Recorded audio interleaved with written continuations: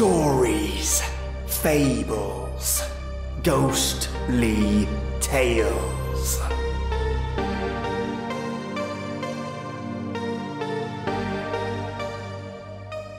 Welcome, my lovely listeners.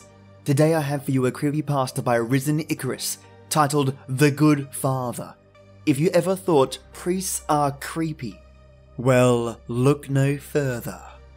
Because I have for you a story about a priest like no other. This is a short creepypasta that captivates the idea of religious corruption, and the tale that I cannot wait to share. Right now, I've just poured some black tea and I'm ready to tell this tale, but before I do, there are some listener shoutouts that I simply must do. And don't stress, it's not long. Mark Craig, who is a listening machine with over 200 listens in less than 7 days. In the words of my people, Struth. Goodness. You are awesome, mate, thank you. And we also have SnipedI.T, who's listened to almost 100 episodes in less than 7 days. Crikey Moses. You're a machine as well, buddy. As well as JS, Devon T. Chim, Mary Cullen, and Quindon the Bunny Quincy, who have been on their own listening sprees as well. I usually do these at the end, but I love this sort of support, so I cannot help but share it. A big thank you to you listeners, and to you listening right now. So, let me just turn off the lights, turn up the sound, and get ready to see The Good Father. The car rumbled to a stop in the gravel driveway just outside the cathedral. The building itself wasn't too huge, but it was old. Several hundred years if the weathering of the brick attested to anything. A large rosary window loomed above the front doors like the eye of a malevolent god, dark and watching every movement. Small buttresses here and there along external support columns looked as if they were fingers, roots, digging into the ground, reaching for something deep beneath the surface. Off to the right side, in the shadow of the cathedral, was an old cemetery, unkept and overgrown with weeds. Even from this distance, you could tell that the names of the headstones had long since been worn away by the weather. A quick glance out the left window of the car let you know just how late it was. The sun had dipped far below the mountains, and the sky looked as if it were on fire.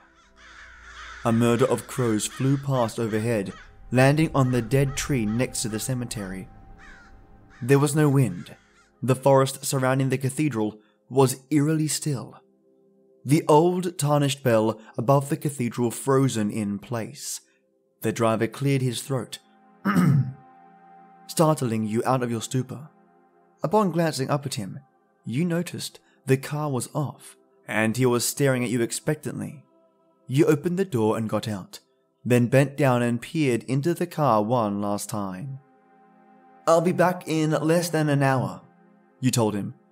He stared blankly at you. "Don't leave without me," you added, closing the door and turning to face the looming cathedral in front of you.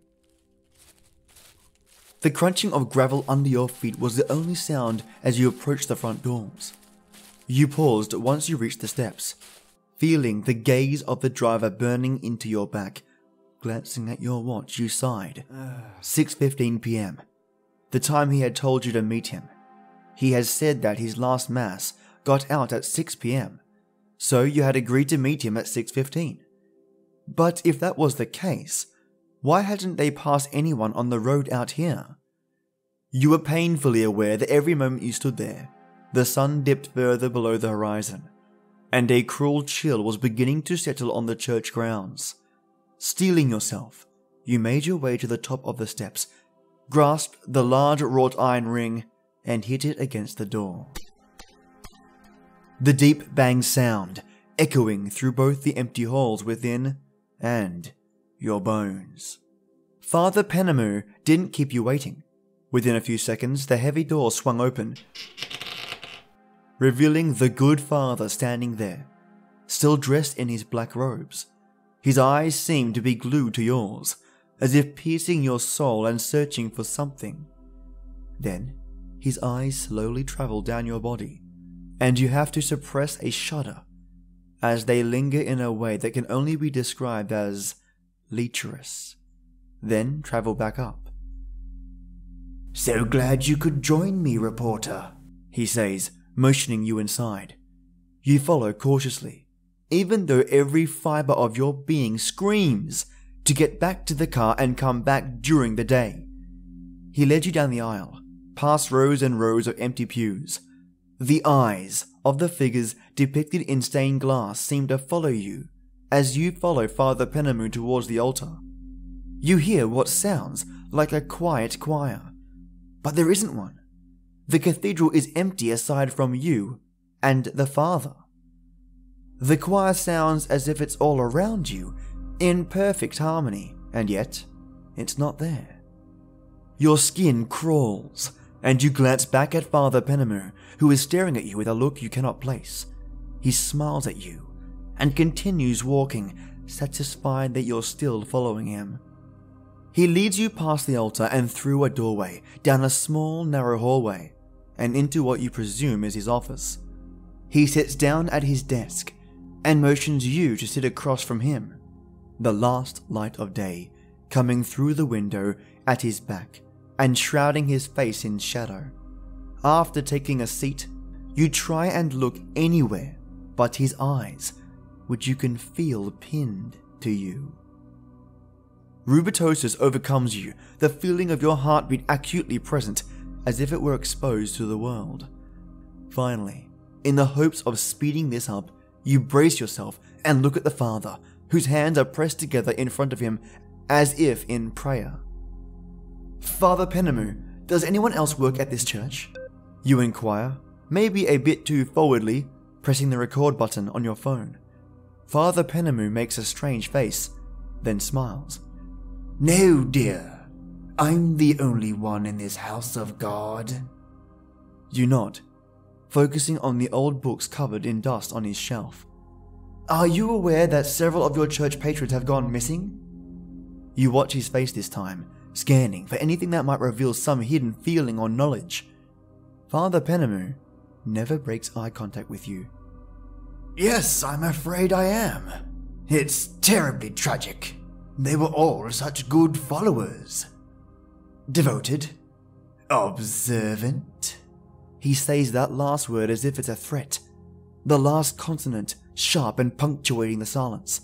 You clench your teeth, a sickening feeling in your stomach. "Do you have any information on who might have done it?" The question hangs in the air, and for a moment you think you see a flash of anger in his eyes. But it is quickly replaced by something far more dangerous. "I believe I might." He stands up and walks away from his desk to go look at the painting of angels on the wall. "My dear, are you aware of the story of Gregory?" You nod, and without even looking at you, he continues. "I would be careful if I were you in choosing your next words wisely. For even today, they are watching, listening." Father Penamu turns to look at you, and you realize that the sun is completely gone. There are no lights on in the cathedral, and you can barely see his face. He walks over, placing one hand on the back of your chair, and the other on your shoulder. You tense, and his nails seem to dig into your shoulder. His grip is strong, for someone who is presumably old and benevolent. "Now, do you have any more questions for me?" His voice is deceptively innocent, and you say nothing, do nothing. His hand trails from your shoulder to the back of your neck, and you flinch, standing up. The good father stares at you, a grin on his face, and you don't need to think twice before you bolt out of the office. You get back into the main cathedral and run for the door, throwing it open. You freeze in the doorway. The car is gone. How long had it been? You glance up at the night sky, and there are no stars. The moon is gone. The strange lighting outside seems to be coming from nowhere. There is a low humming, and you can't locate the origin. Your eyes scan the trees, finding hundreds of crows sitting in their boughs. You think you spot something hanging from the trees, and your stomach churns when you realize what it is. Bodies. Hundreds of bodies.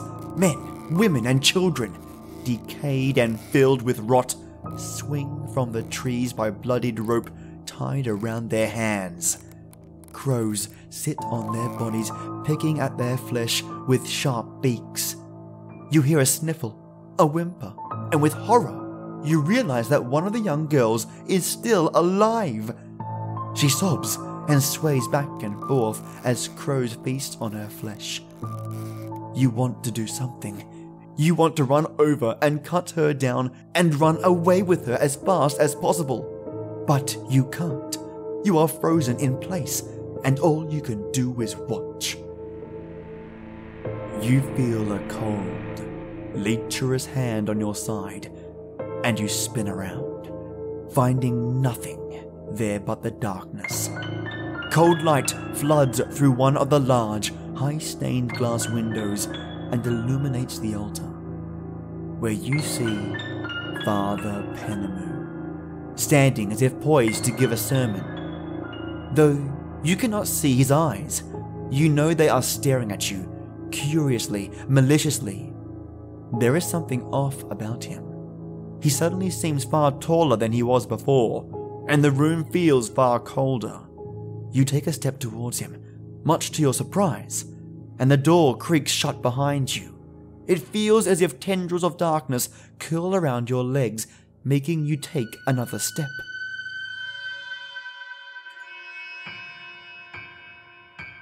You forgot this, my dear, he says, holding up your phone in a large clawed hand. The recording app was still open, but no longer recording. The chorale singing is back again, louder this time. The good father is no longer dressed in priestly robes. A thin, cotton gauze shawl covers his head, which has grown monstrous. His skirt drags along the floor as it walks to the edge of the platform and steps down. The air seems to glitch, if that's even possible, but at this point, a lot seems possible, and suddenly 2 rotten wings are on its back, dripping a dark, gooey fluid. It drops your phone, and you take another step towards it, then another. And then you are standing in front of it, craning your neck to look up at it. The creature towers over you, and an inky, gooey black hand caresses the side of your face. You can't move, though you desperately want to.